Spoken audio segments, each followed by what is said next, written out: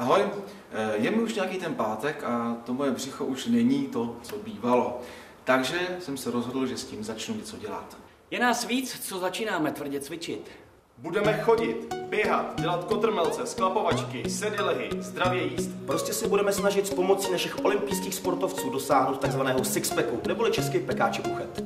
A ještě k tomu pomůžeme těm, kteří to potřebují. No a přidat se můžeš i ty.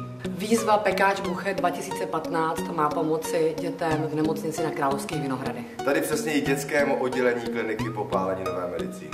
Napříč médii jsme se spojili, abychom pomohli. Věděli jste, že se v České republice každý rok popálí přes 600 dětí? A polovinu z nich ošetřuje právě nemocnice na Vinohradech.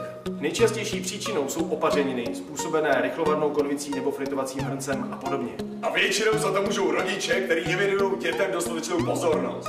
My jsme našli sponzory, kteří nám dají za každou vypracovanou buchtu A za každého z vás, který dokončí výzvu, peníze.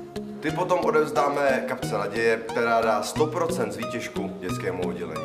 Staň se fanouškem Pekáče Buchet na Facebooku A přidej se k nám. najdeš tam pravidla výzvy a tipy, jak pekáče dosáhnout. Přijmi výzvu, nominuj ostatní a pojď do toho s námi. začni makat a připoj se i ty. Přispět můžeš i přímo na účet Kapky Naděje.